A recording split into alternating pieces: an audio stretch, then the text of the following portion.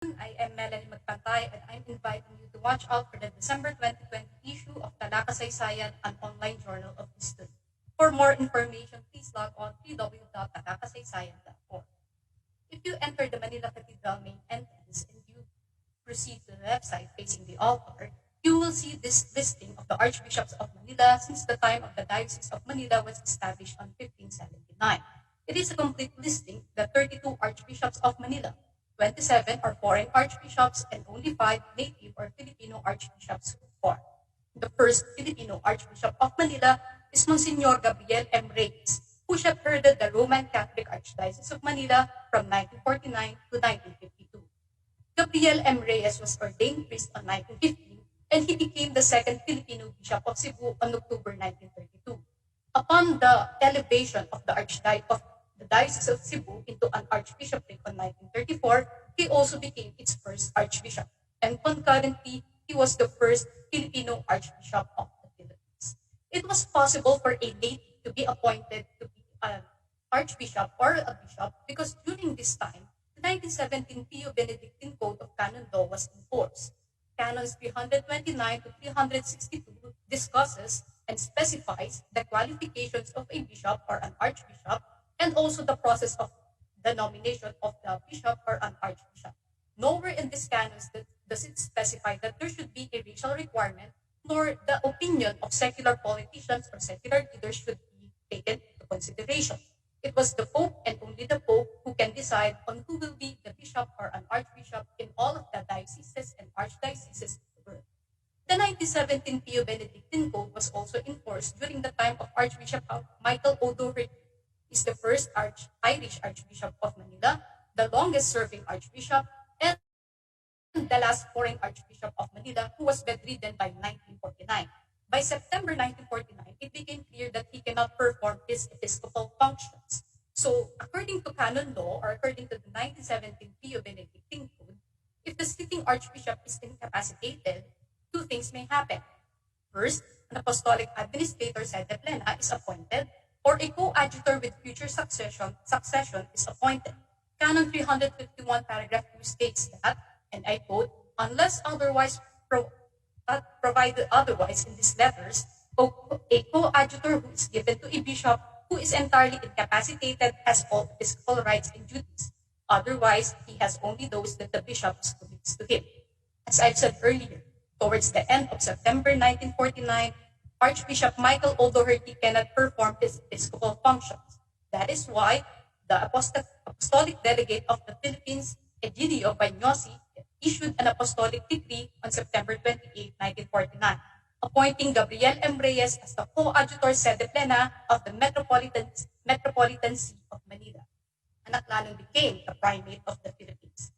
Banyosi also provided Gabriel M. Reyes the title of Bishop of Huli, the right to succeed Archbishop Michael O'Doherty, and the faculty of a resident bishop. He also became the apostolic administrator of the Roman Catholic Archdiocese of Manila. The day after, on September 29, 1949, on the Feast of the Archangels and also the feast day of Michael O'Doherty, a native was installed as the Archbishop of Manila at the San Miguel Pro Cathedral. Auxiliary Bishop of Manila, Rufino Santos, called this a new chapter in the history of the Catholic Church in the Philippines, and he even called Gabriel M. Reyes a beacon that emerges from the hierarchy. On screen, you will see the person standing and wearing the bishop's mitre, Gabriel M. Reyes, giving his first blessing as the coadjutor Archbishop of Manila. The news of the appointment of Gabriel M. Reyes was well received in social circles. The Sentinel called his appointment as God sent. Manila Times said that the whole Filipino family, the whole Filipino nation rejoices, and Manila Bulletin listed all these dignitaries congratulated Archbishop Reyes. And the general public, they sent greetings via newspaper advertisements. So much so that the September 25, 1949 issue of the Sentinel published all of these newspaper advertisements coming from businesses, Catholic schools, and also religious congregations that congratulated Gabriel M. Reyes on his appointment. The warm response of the laity can be analyzed or can be understood by looking onto this table. This is a listing or statistical listing of the Filipino and foreign archbishops of Manila taken from the 1952 Catholic Directive.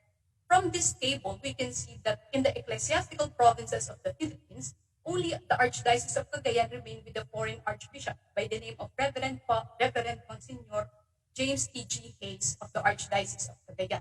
Had it not been for Gabriel M. Reyes' appointment, Manila and Cagayan will remain with foreign archbishops. By 1952, the native appointments to higher ecclesiastical offices is almost complete. We will proceed with the discussion of the 3-year stewardship of Archbishop Reyes using the theory of Arnold Toynbee's challenge and response. Basically, challenge and response narrates that says that there are challenges that a society, a civilization, or an institution encounters throughout its existence. And based on the responses of the institution, the civilization, we can analyze its growth or decline. Toynbee also said that these responses are led by certain creative personalities. And in this study, we selected or we pinpointed Archbishop Reyes as that creative personality who led the responses to the challenges. And helping the creative personality is the creative minority, the laity, who moved towards the Archbishop's vision. Both of the definitions of the creative personality and creative minorities were taken from the study of Arnold Toynbee, a study of history. The first challenge that Archbishop Reyes encountered as a creative personality that shepherded the Archdiocese of Manila is the large territory of the Archdiocese, spanning 5,783 square kilometers with 2,200,315 inhabitants. 82% of these are Catholics. Politically, it covers the city of Manila and the provinces of Bulacan, Cavite, and Rizal. You can see on screen on your left the parts in red that are on the map. That is the territory of the Archdiocese of Manila on 1952. But I had to apologize because I took a contemporary map because I can, given quarantine restrictions, I can find a 1949 map. Archbishop Reyes responded to this challenge by creating smaller parishes and revamping the vicariates and appointing new vicar forains. Vicariates are clusters of parishes that are led by vicar forains. Vicar forains ensure that all of the parishes are their spiritual and temporal needs are met according to the vision of the Archbishop. So on 1951, Archbishop Reyes divided the archdiocese into these vicariates. Manila had 2 vicariates, Bulacan 6, Cavite 3, Rizal 5, for a total of 16 vicariates, and the total number of parishes on 1951 was 136. Meanwhile, the second challenge that Archbishop Reyes encountered is the challenge of communism. So for Archbishop Reyes, the ideals of communism are very attractive for the youth. And when they are attracted to these ideas, they also tend to embrace the idea of atheism. So he would want that there should be a rigorous religious instruction. But religious instruction during this time was limited into the private Catholic schools, public schools who offer the optional catechetical instruction, and to the parish catechism classes. In order for rigorous religious instruction to occur, he established the Vicarial Catechetical Institute for the formal training of catechists. But it is important to remember that the full implementation of this institute, meaning there were graduates, were overseen by the next Archbishop, Rufino. Another challenge that Archbishop Reyes encountered is the strengthening of the Catholic Action Movement. Essentially, the Catholic Action Movement is a legacy of Archbishop Odo Herty. So during the Archbishop Reyes' time, there were 25 to 28 different Catholic action groups that had different activities but should be moving towards one aim, which is to combat immorality and communism. And in order to streamline its activities and have a united front against these perceived enemies of the Church, Archbishop Reyes created the Catholic Action Central Board and its archdiocesan equivalent, the Archdiocesan Central Committee for Catholic Action. And in order for the church hierarchy to direct how the Catholic Action Movement will proceed, Archbishop Reyes established the Episcopal Commission on Catholic Action. We must remember that when we speak of challenge and response and the creative personality, it is not only the creative personality who should be responding, but also the creative minority. In this case, the laity interpreted these responses of Archbishop Reyes as challenges for them. So much so that they reacted to the responses of Archbishop Reyes. They participated actively, especially among prominent personalities. Case in point is the Student Catholic Action Catechism classes of Manila, Pasay, and Quezon City on 1952 that had 3,000 volunteers in 60 public elementary schools who availed the catechism classes. And it had a estimated total number of beneficiaries of 150,000. And by prominent personality during the time of Archbishop Reyes so far, it was Attorney Raul Manglapus who was very, very active in the Catholic Action Movement. He was the president of the Archdiocesan Committee on Catholic Action. So this is a challenge for Archbishop Reyes that is still a challenge among bishops and archbishops of the Philippines today, which is the lack of priests. And during his time, the diocesan seminaries do not have a permanent home. They were sharing a home with the Colegio de San Jose. So his response was to construct a permanent building for the diocesan seminary at a cost of 2,300,000. It was designed by architect Juan Nakpil of Nakpil and Company. It had 75 major quarters for 75 major seminarians, dormitories for 100 minor seminarians, a chapel, and an auditorium. So again, the laity reacted to these responses of the Archbishop, treating it as a challenge for them, especially among the male laity. They continued to enroll to the diocesan seminary, especially the minor seminary program. The Catholic Directory for 1952 tallies that Seminario Conciliar de San Carlos had 70 enrollees, and this is far greater than the enrollees of UST Central Seminary at 6 and the Jesuit-run Colegio de San Jose at 53. So perhaps the best-known challenge that Archbishop Reyes encountered is the required reading of Rafael Palma's The Pride of Malay Race for second-year public high school students on 1950. So The Pride of Malay Race is a Rizal biography that disputes the veracity of the Rizal retraction document that was found in the Archdiocesan archives. Of course, the Catholic Church did not agree with this argument, so much so that Archbishop Reyes issued a pastoral statement that banned the reading, keeping, or maintaining a copy of The Pride of Malay Race in its original Spanish or translated English copy. If you do so, you are in a state of sin. So again, the laity interpreted this as a challenge for them, especially among the youth and the students who lobbied to politicians without prodding from the Archbishop. So the largest rally was done 5 minutes more. inside UST on February 4, 1950. So the Vice President of the Philippines was there, and he was forced to meet the rallists, and the rallists gave their memorial petition forcing Department of Justice Secretary Ricardo Nepomuceno to reopen the case of the Palma book approval, and of course, it was a victory for the Catholic Church.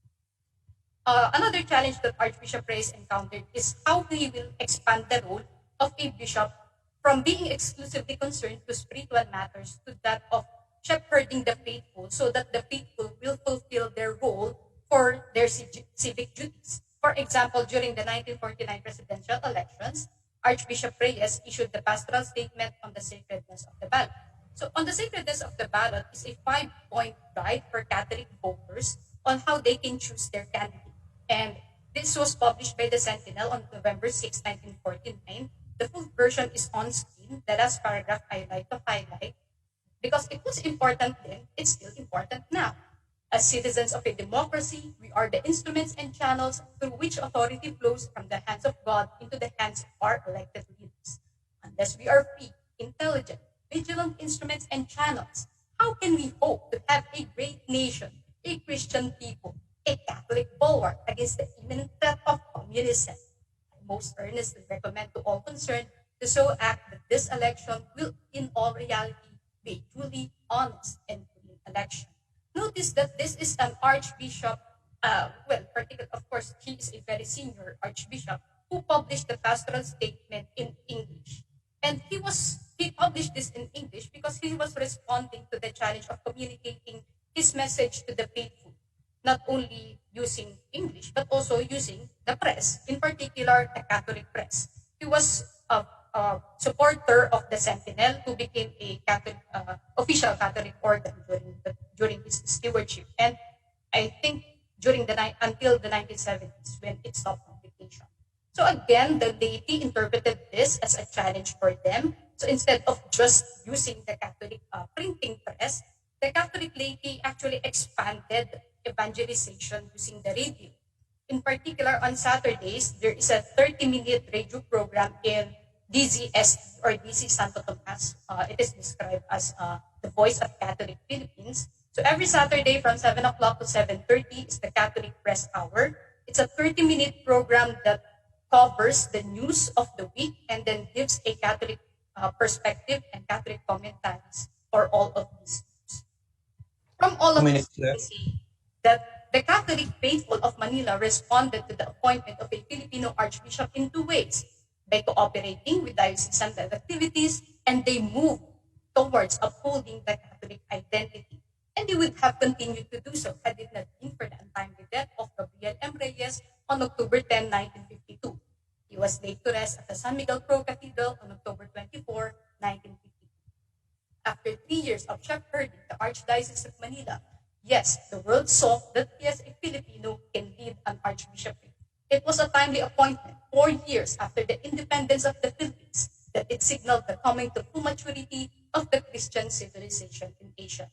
This is the story of Gabriel M. Reyes, the first Filipino Archbishop of Manila. Maraming salamat po. Viva Historia. Thank you, Miss Melanie, for that wonderful talk.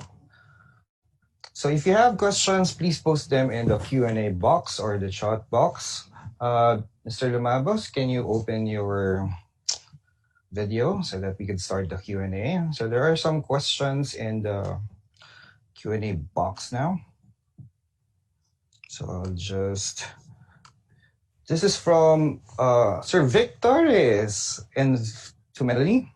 So do you have any information on Gabriel Reyes' role during World War II when some of the hierarchy collaborated with the Japanese? And how did Gabriel Reyes support the Philippinization of the religious orders in the period after the war? For the role of Gabriel M. Reyes during World War II, I would have to resort to a biography of Gabriel M. Reyes, which is uh, entitled Gentle Shepherd, Faithful Sentinel. It was authored by Evelyn Tirol. Basically, I can't discuss it now because it covered the years when he was the Archbishop of Cebu. But we can discuss it later privately, sir.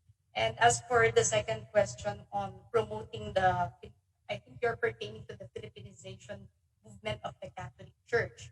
Since he was the first Filipino archbishop, he was actually the first archbishop, as I've said earlier, to expand the role of being an archbishop. Before the archbishops were solely concerned on spiritual matters because it was the church teaching at the time. And he was actually the first one to react and issue a pastoral statement that will encourage the Filipino Catholic voters to do their civic duty. That's why unsacredness of the ballot is a very important. Okay, thank you, Melanie. So there's a hand raised from Janet Atutubo. Miss Janet, please unmute your mic. Uh, Hello,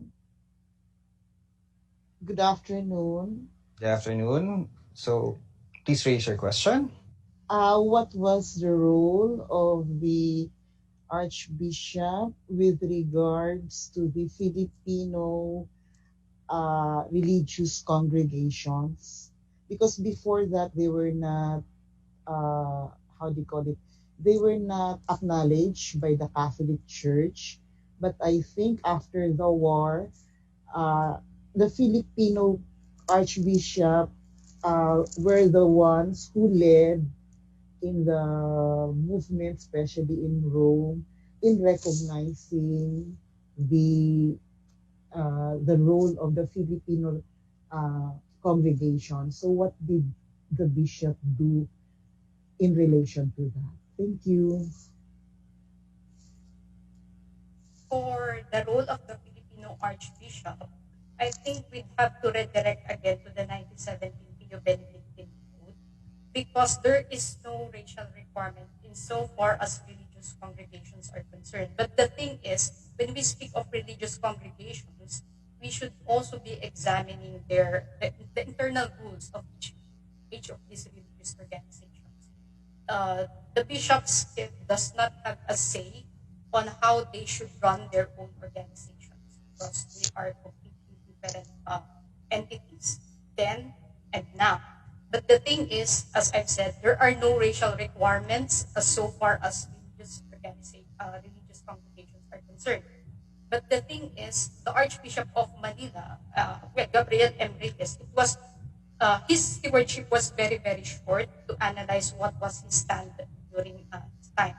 If we are pertaining to the post-war Philippinization movement among the Catholic Church, we'd have to look into either Rufino Santos, because he was the one during the 60s.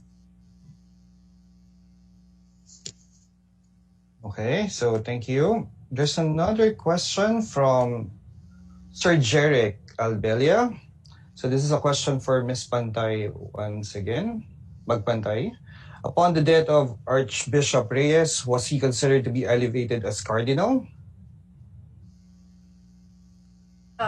Actually, President Quirino considered him a future cardinal had it not been for his early death. Remember, he was the first Filipino Archbishop of the Philippines and the first Filipino to be elevated into the Metropolitan See. That's why he is called the Primate of the Philippines.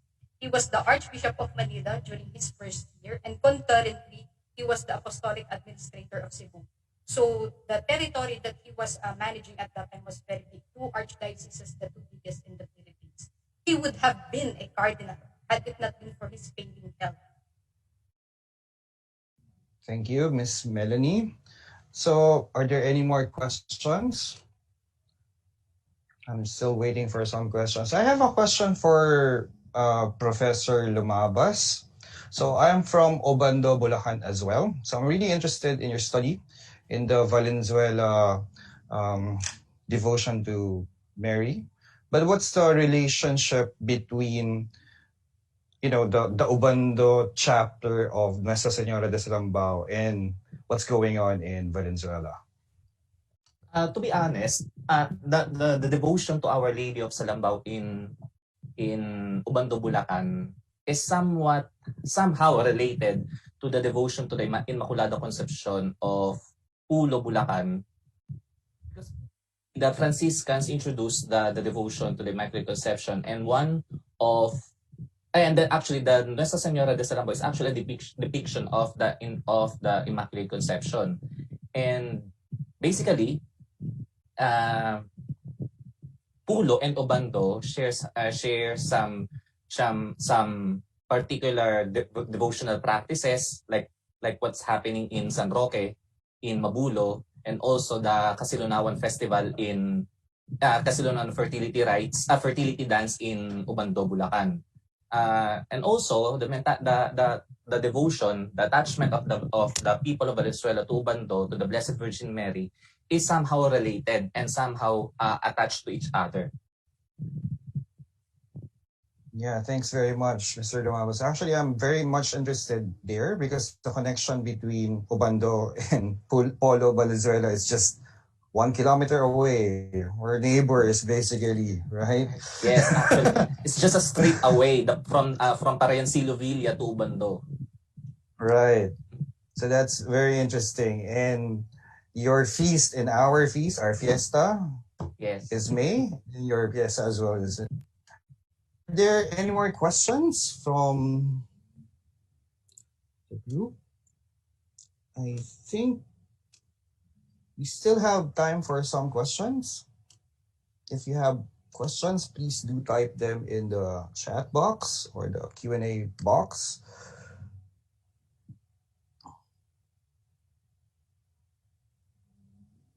Okay, going once. Going twice. Okay, so thanks. Let's thank our speakers, Melanie Magpantay and Delino Acosta Lumabas, for their great work in this last session of the panel.